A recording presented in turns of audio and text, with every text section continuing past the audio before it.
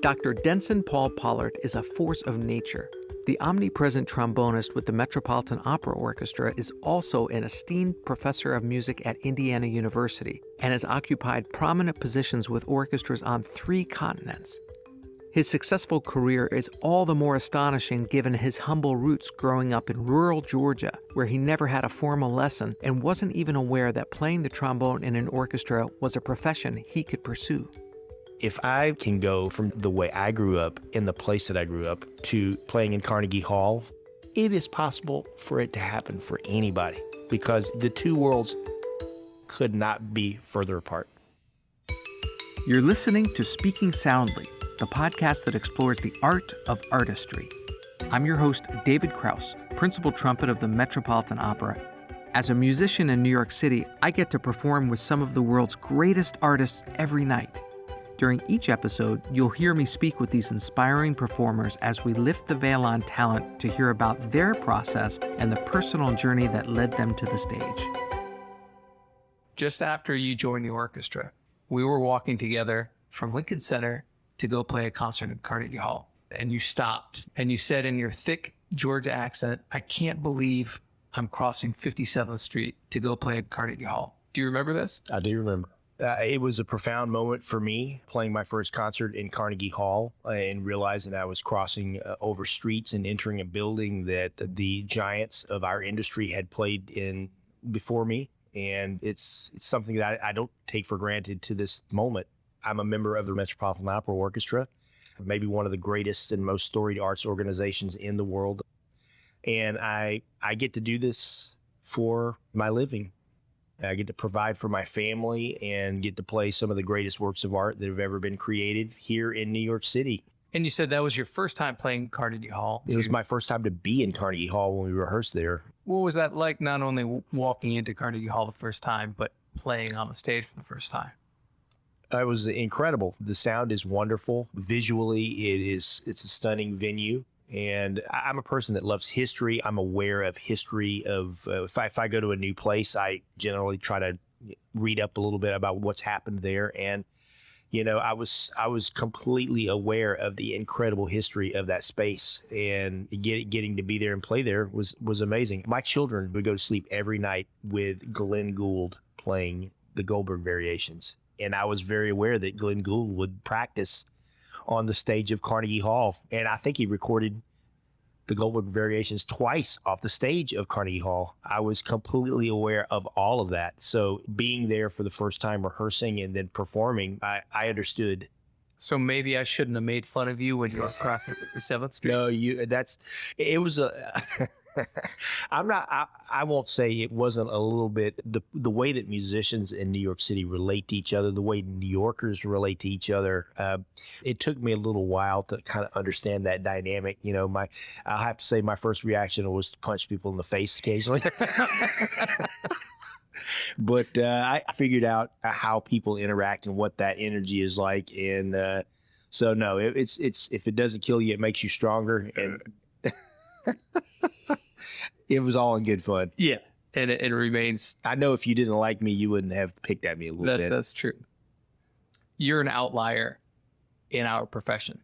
Most of our colleagues start out at a very early age with conservatory training that prepares them to compete for these coveted jobs that you've won and maintained, both teaching and playing.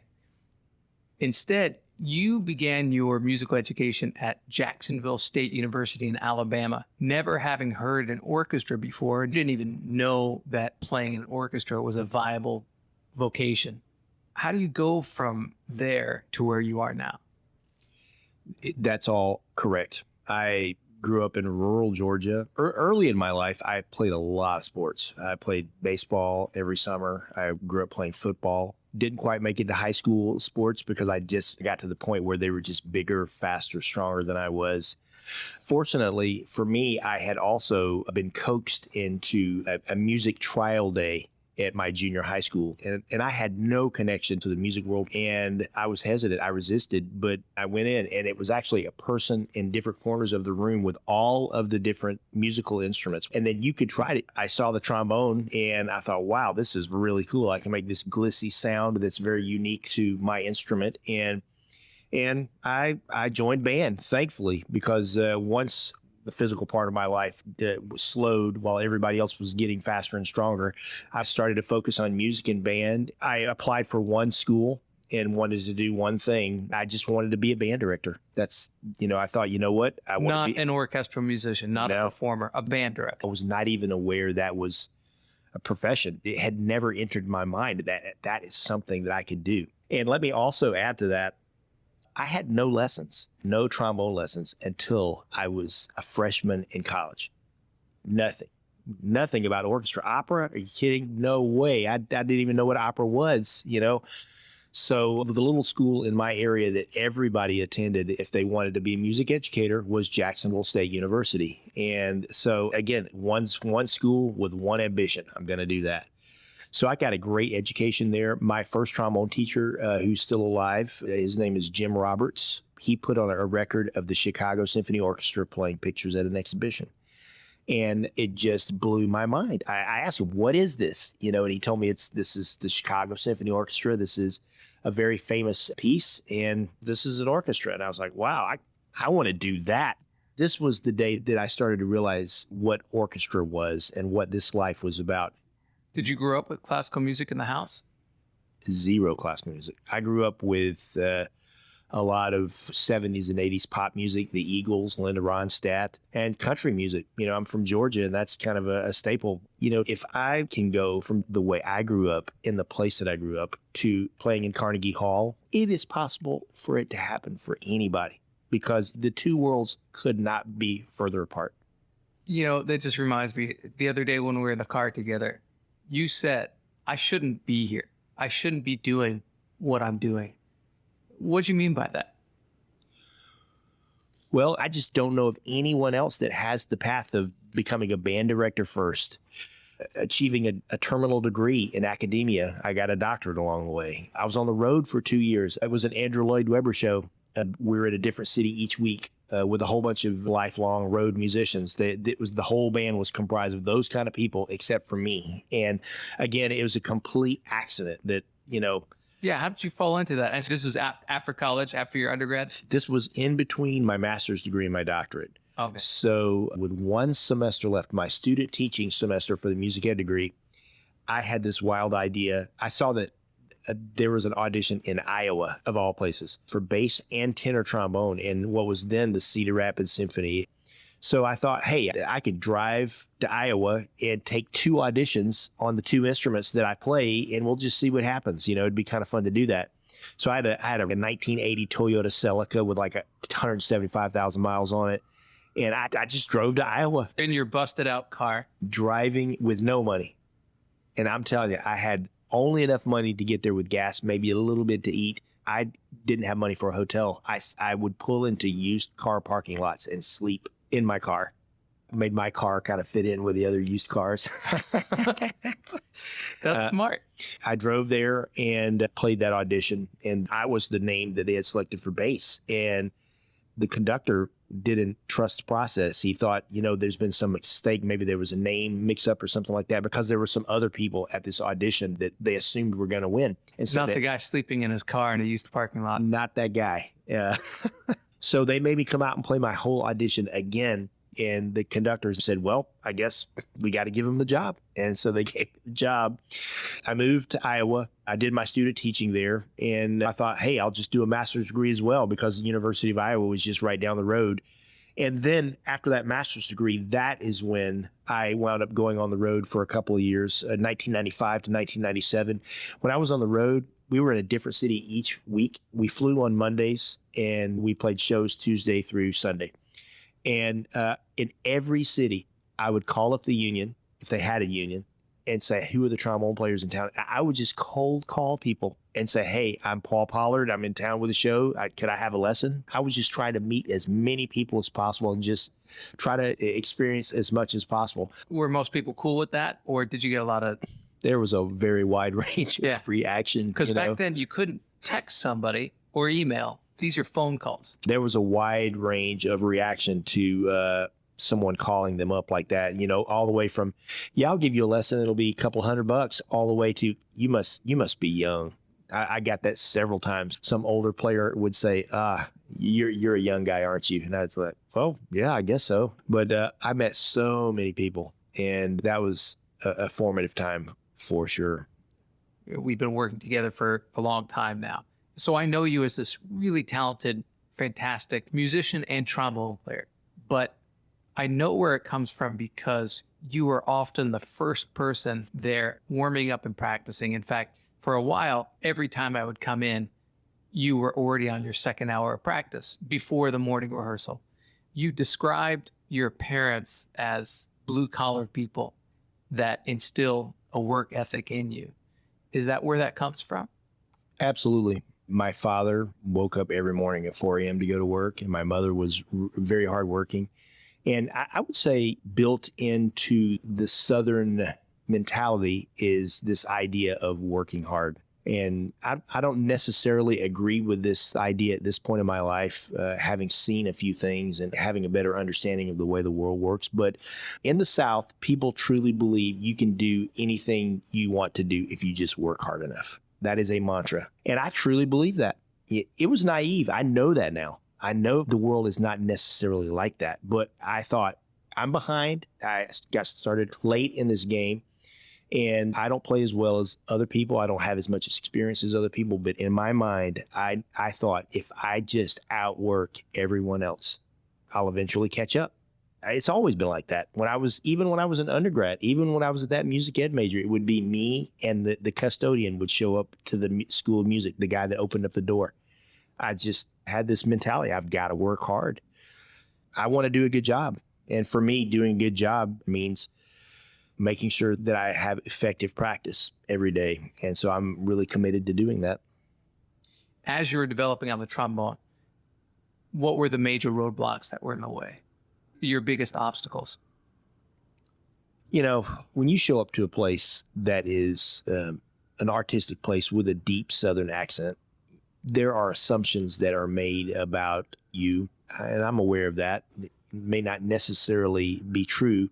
On the one hand, it's an obstacle, but on the other hand, it's an opportunity for you to just develop your ability to connect people and show them who you are despite what they may assume about you. So on the one hand, it's an obstacle, but on the other hand, it's an opportunity. So this was my first job. Hopefully it's my last. I know you've had a myriad of jobs before this one. Can you take me through the different jobs that you've had and the different parts of the world that they've been in? Okay. Again, my first job was in the Cedar Rapids Symphony Orchestra in Cedar Rapids, Iowa. While I was there, I also toured with the Kenny Paulson Dance Band during the week. This was a band that played like dance band era, like Glenn Miller, Tommy Dorsey kind of charts in all these dance halls all over Iowa, and it's incredibly popular there, you know. So I was a member of that for while I was doing a degree. I was in the Naples Philharmonic in Naples, Florida for a short period of time. Then on the road for 2 years with this touring show, the Andrew Lloyd Webber Show. After that, I was the professor of trombone at the University of Northern Iowa for 1 year before going to Hong Kong for 6 years. Now, wait a minute. You say that very casually, but people don't just pick up and go to Hong Kong for 6 years. How did you even know that that was a possibility, and why did you want to do that? Well, after getting off the road, I went back to Iowa and decided to do a doctorate because there was nothing else for me to do. And I saw that the Hong Kong Philharmonic, towards the end of my doctorate, had an opening, and I was applying for anything that I could get to. I was auditioning for. They were having a satellite audition in Chicago. And so I went to that audition. I applied, went to the audition, played. And this was right at the end of my doctorate. I was also applying for college teaching positions. And I was offered this college teaching position at the University of Northern Iowa, a tenure track, benefits, all the stuff, kind of teaching position. I was offered that, but I was also offered a 1-year position in the Hong Kong Philharmonic. That was a sabbatical leave position. My wife and I were thinking about starting a family, and we wanted to settle down. Wanted something that was firm. And so I took the college teaching job, but I also told the administration of the Hong Kong Philharmonic, if this becomes a permanent position, I am very interested in having this. So halfway through this teaching year, the Hong Kong Philharmonic reached out and said, hey, the person's not coming back. We want to offer you this full-time job. And I was like, oh, we had just bought a house. We were starting to settle in this little community. But I went to my dean. I said, I love my job here, but I've got this opportunity to go play in an orchestra full time. I really want to try this in Southeast Asia. And he said, okay, I'm going to give you a sabbatical after 1 year of teaching at this university. But he said, you got to promise me you're going to come back. And I was like, oh, yes, absolutely. I'm coming back. So we rented out our house with all our stuff in it and moved to Hong Kong. I think Hong Kong is the greatest city in the world. It's like the New York of that side of the world. It's the financial center of Asia.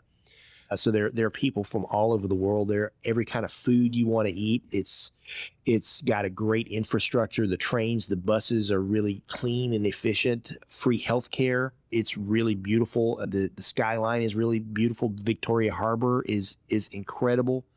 And are there many expats in the orchestra, or were you the only one? There were a lot, actually, mainly British expats. It was, of course, Hong Kong is a former British colony. And when I got there, it had just been handed back over to China. Matter of fact, I played for the 5-year anniversary of the handover with all of the top Chinese officials, like 5 feet in front of me, for this ceremony. This pianist named Yundi Li, I won't ever forget this, that he was suspended in midair on this rotating disc playing Chopin. And for this ceremony, they brought him down. Like Liberace. Yeah, it was like he was in all white playing Chopin on this rotating disc. He sat down right in front of the orchestra. Was the language a severe barrier? Because I have to say, we eat together a lot. But to go to Chinatown and the look on the waitress's face as you speak Chinese is incredible. Plus, we get much better food and much greater service. How long did it take you to pick up Chinese? Well, first of all, let me say my Cantonese over time is getting worse and worse. But there was a time when I had okay Cantonese. And the reason why I was able to develop that is because my wife, being the person she is, when we moved to that city, we had the choice of living in an area where all of the other expats lived in, or to move to an area where no expats lived.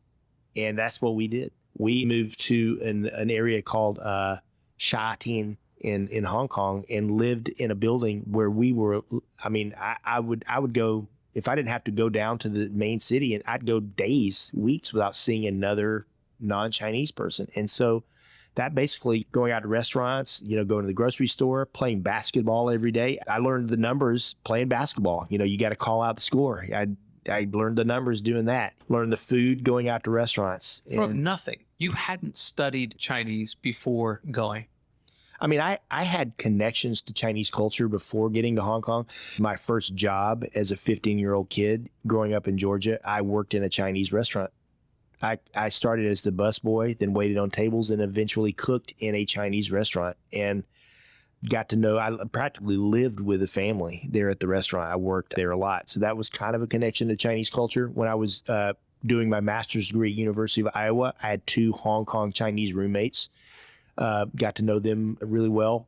But I had not studied Chinese formally. If you want to learn a language quickly and thoroughly, just immerse yourself in it. And that's what we did. That's what I did. We lived in an area where you'd be completely lost if you didn't attempt to learn the language. And how long were you there in Hong Kong?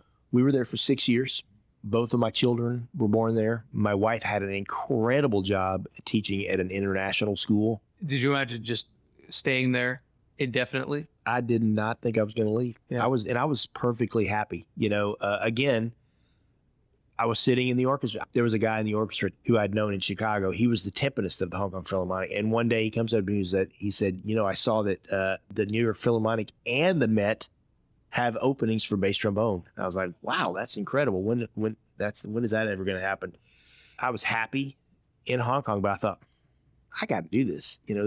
I'd be an idiot not to just try this, And so I did 3 round trips from Hong Kong to do these auditions. And the Philharmonic, it happened first. I was runner-up for that job. It crushed me. Joe Alessi was my hero. I think he's the greatest trombone player that's ever going to be on planet Earth. And we're talking about the principal trombone of the New York Philharmonic. That is correct. Right. Yes, I had grown up idolizing him and was so close to being in this section. And it was so crushing, so depressing not to get that job.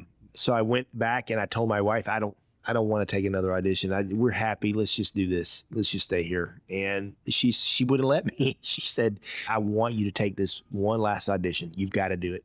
And so I worked up the list. It came back here, and it worked out. So we moved to New York, and this chapter of the life began.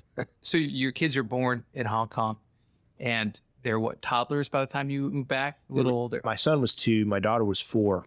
And at that time, I had 500 square foot studio apartment. If it would not fit in that studio, we sold it. So we basically got rid of everything.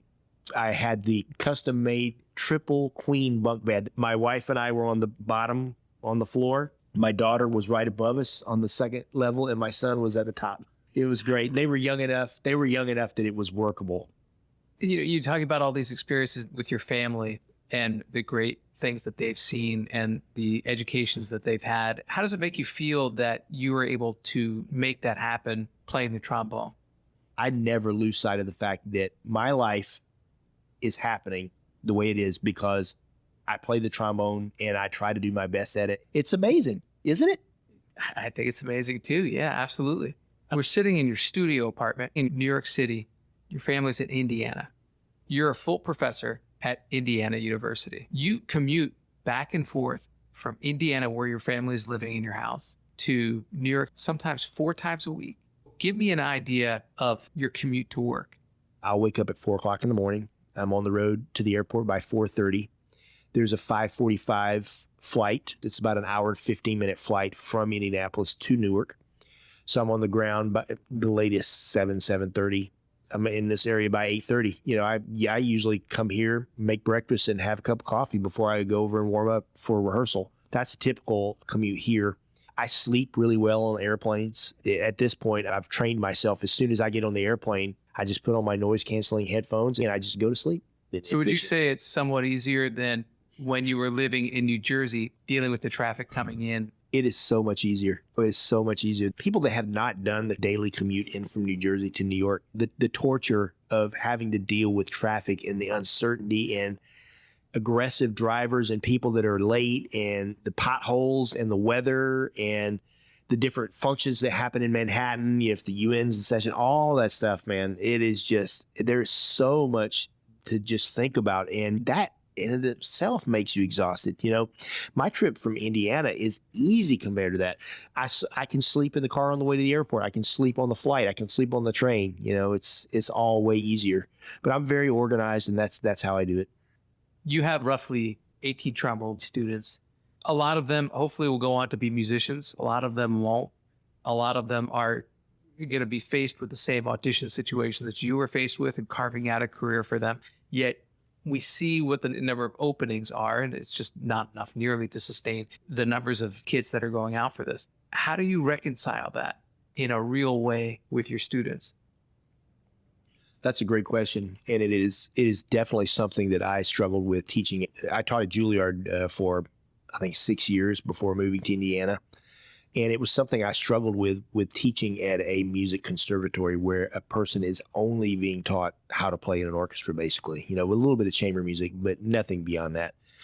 In a school like Indiana, with the curriculum that a person works through during the course of their degree, you pick up life skills that transfer and help you be successful in a lot of other areas. And the skills that they develop, the communication skills, the ability to work well with other people, the work mindset of working hard to achieve a goal, those skills that you develop as a result of getting through a degree like that really transfer to a lot of different things. And my students that don't go on to be in the music business, they're successful in other ways as well. I have a student right now that's working in DC, a consulting firm. Have another student that's going to be working in public health. I also have students that have jobs in major orchestras around the world. I really believe in that kind of education. I'm not necessarily against a conservatory education, but the fact is, if you go to Juilliard, you're being trained to do one thing. And if you don't achieve that, you're going to have to scramble. With a degree from a school like Indiana, you develop a broader skill set. I guess that's the best way to describe it. How do you teach a student to be as motivated and resourceful as you were coming up? One of my favorite books is called Talent is Overrated.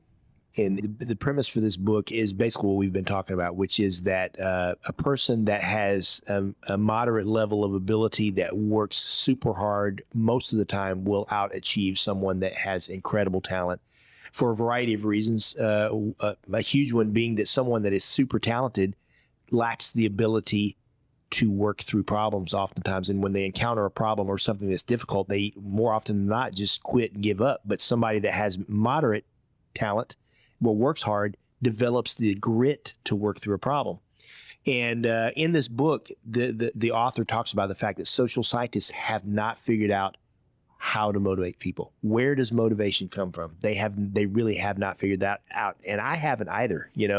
I see with 18 bass trombone players in my studio, I see that book being played out in front of me on a weekly basis in my studio. I have students that have very little ability on the trombone, but incredible grit. I admire how much grit they have because they love music and they love the trombone so much, and they want to be great so bad, and they're practicing so hard. And then I have other students that have a lot of ability and just for some reason just don't want to work that hard. And that I have a couple of students that have incredible ability and work really hard. And it's very exciting to see that process as well. We're both parents. We both have multiple children, and we see that in our own kids as well. Despite your best efforts, sometimes it's hard to convince someone that if they just put forth a little more effort, they could achieve something. You can't force them to do that ultimately. Well, Paul, your playing is an endless resource of inspiration to me. And I think next time I cross over 57th Street, I'm going to look at it a little differently. So thanks for that. Thank you for having me, Dave. I value your friendship. I value you as a colleague, and I don't feel worthy to be on this podcast. I haven't hit record yet, so we're... I hope you enjoyed this episode of Speaking Soundly. Be sure to subscribe, rate us, and leave a review wherever you get your podcasts. To keep up on future episodes, follow me on Instagram at David Krause Trumpet and go to our website, artfulnarrativesmedia.com, for show notes, links, and information on all of our guests. Tune in next week as we hear another inspiring artist speaking soundly.